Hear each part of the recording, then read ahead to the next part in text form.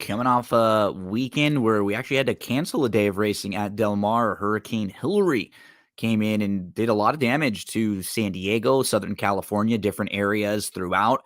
Wasn't more than a couple of days, but a lot got hit, and we will keep our fingers crossed that we can have racing on the turf on Thursday. It hasn't rained a whole lot early in the week, so a couple days to dry out and hope that we can have a nice card on Thursday over at Del Mar. I'm going to dive into the daily racing form past performances. I'm going to look at the formulator style past performances. Remember, DRF has an entire store dedicated to Del Mar where you can purchase past performances, DRF picks, clocker reports for every day, then betting strategies on Saturdays.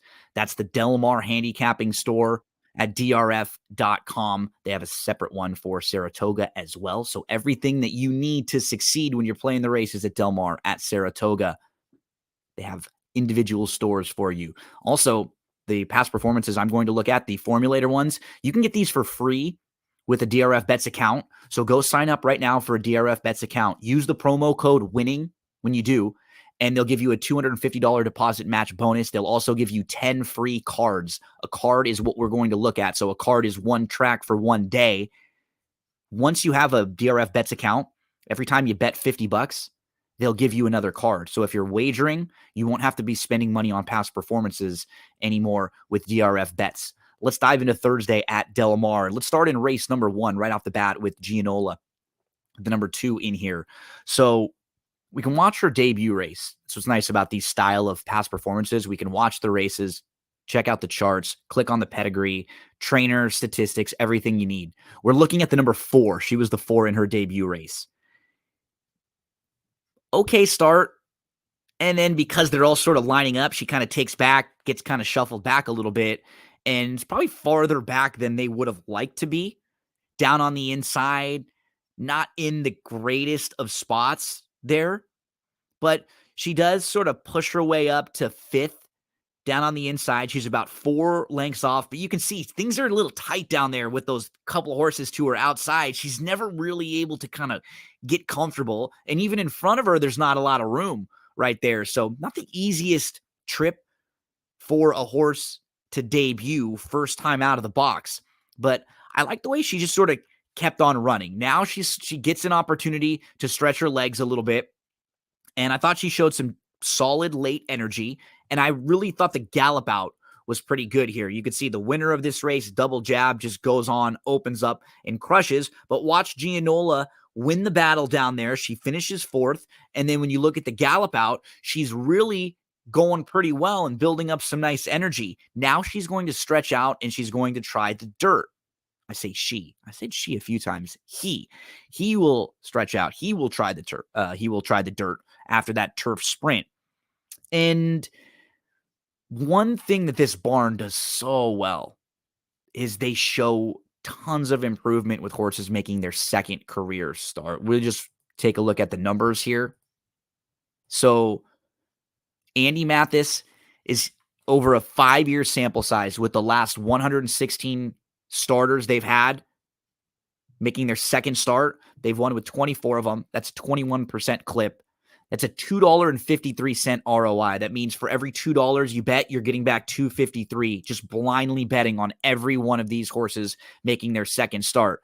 And recently, you can see just in the last couple months, from May on, they've won with 3 of their last 10 horses making their second start. And in one of the races here at Del Mar, he ran 1st and 2nd in the same race. He couldn't win that race when he had the horse who beat him. So we see Don't Worry Boss and Smile Baby run 1-2 in that race. This is a barn that's just really good making their second start. This particular horse looked like a horse who should enjoy stretching out a little bit. Number 2, Gianola, 6-1 on the morning line. I think if you can get 4-1 plus, that feels like fair value there. Let's move to race number 2. This one, 5 furlongs on the turf. I'm looking at the number 4 in here, Diamond Bar Gal. Let's take a look at her replay. She was the number 4 in her debut. She's also going to be the number 4 in her second start. And in this race, it's a slow-ish sort of start, but she's not far out of it right after, right? She's slowish start, but she kind of recovers pretty well. And she's not too far out of it. She's in between horses here. And she's kind of inside. Now down there on the inside, not a whole ton of room down there. She's able to move to the outside, though, in the 2-path.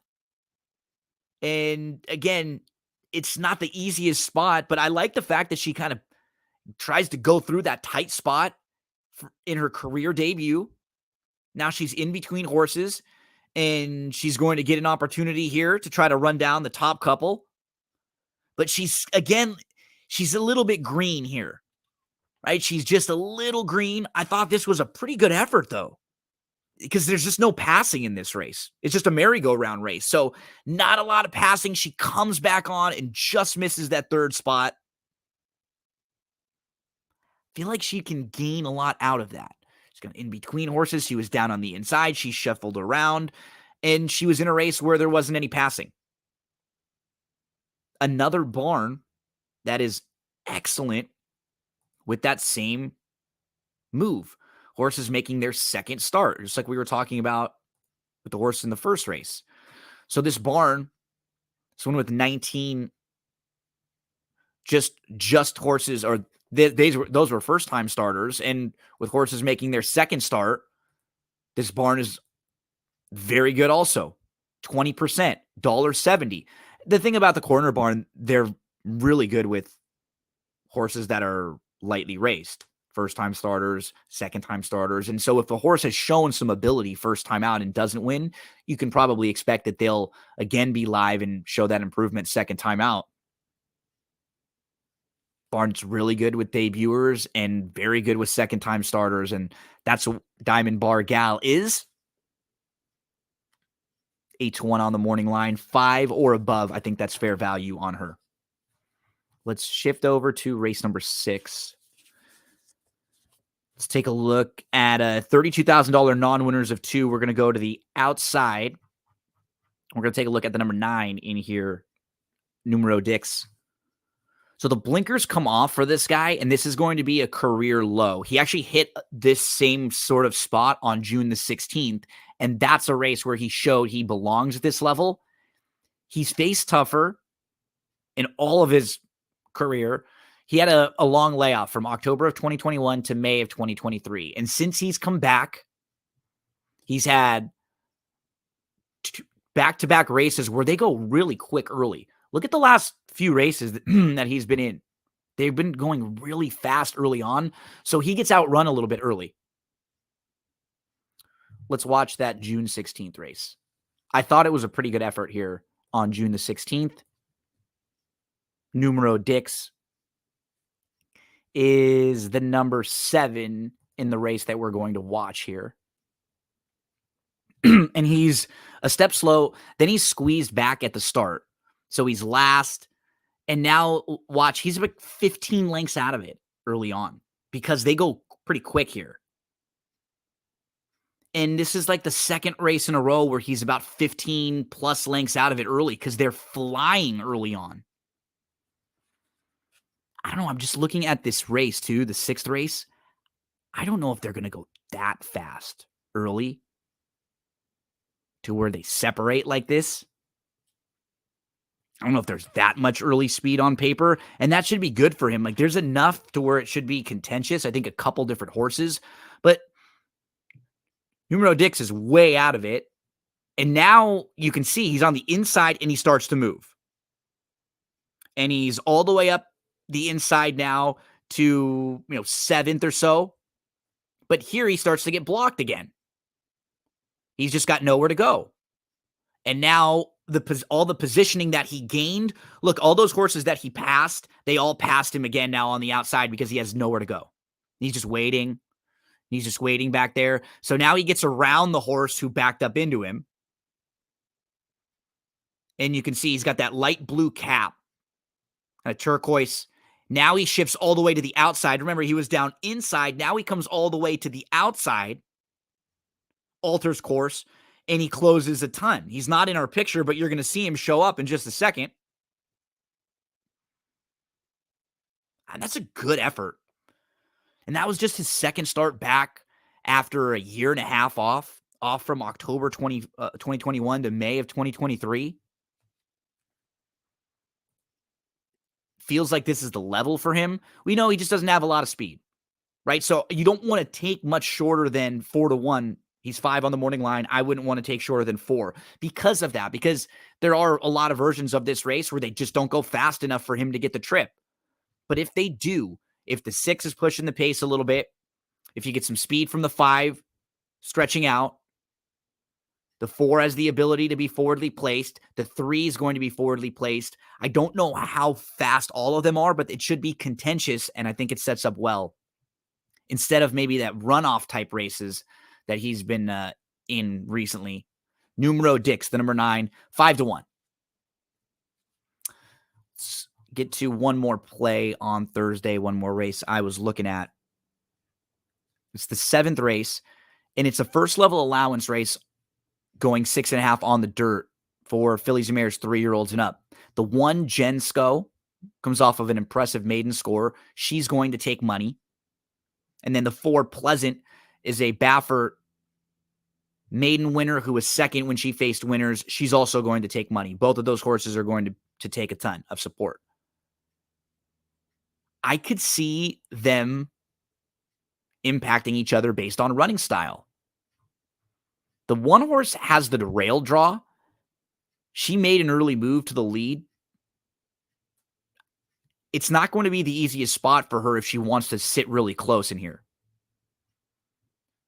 Because the 3 Senora Minister is fast. She'll want to be pressing. The 4 Pleasant is going to want to be right there.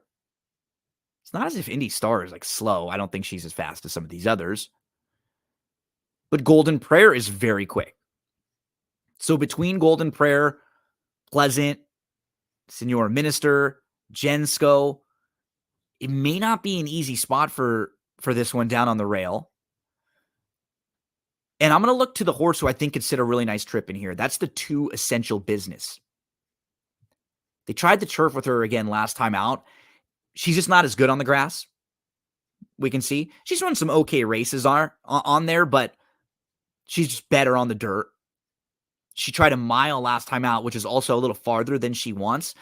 So I'm not really using the race as far as caring about where she finished. What I like is that she'll get some fitness out of that race. She'll gain a fitness, like a fitness edge, some stamina that she's never had before because she's never gone that far. Now she's cutting back to 6.5 furlongs.